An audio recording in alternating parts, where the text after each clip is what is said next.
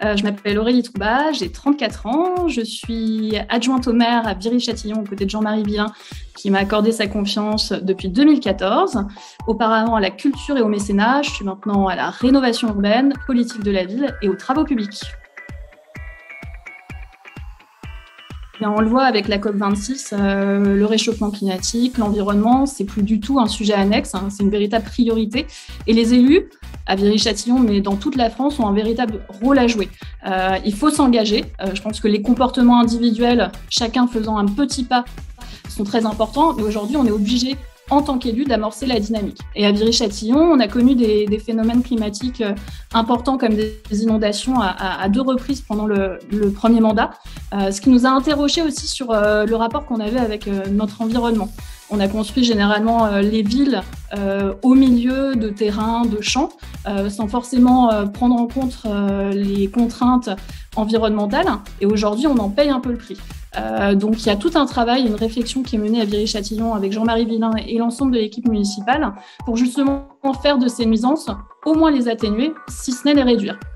On a mis en place par exemple un système de géothermie qui permet d'avoir une énergie propre et verte pour les habitants, mais également pour les équipements publics.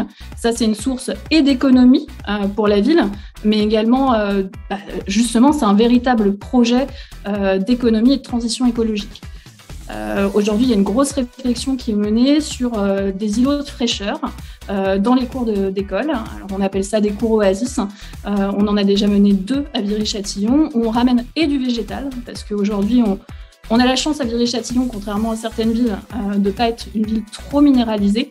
Mais là où on peut, on essaye justement d'atténuer les pics de chaleur en remettant du végétal, en créant des espaces où le béton est poreux, ce qu'on appelle, ça permet les sols d'être plus perméables et donc du coup d'éviter les inondations, de ramener des matières nobles dans les cours de récréation, du bois, de la pierre. Ça, c'est tout ça qui nous amène aussi à être un petit peu innovants, parce que face au changement climatique, il faut aussi que les élus puissent innover et expérimenter. Et je crois que Hervé Morin le porte très bien en tant que président de notre parti. Il faut laisser la place aux élus de pouvoir aussi créer, et c'est très important de le redire aujourd'hui. Jean-Marie Villain, elle s'est inscrite pleinement dans le 21e siècle. On a la chance à Viry-Châtillon d'être très proche de Paris, d'être une ville de banlieue, mais c'est pas forcément péjoratif. Depuis 2014, il y a un véritable travail d'attractivité du territoire qui a été fait.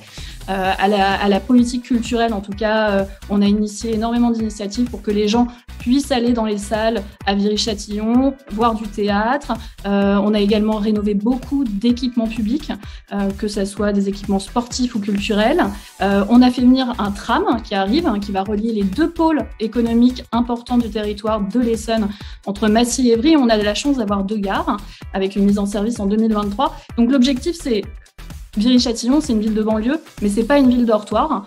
C'est vraiment l'inscrire dans le 21e siècle et se dire que les gens, avec le Covid, là, qui souhaitent avoir plus grand et être moins dans des villes denses comme Paris, ont la chance et l'opportunité de trouver des territoires où il fait bon vivre, comme à Viry-Châtillon.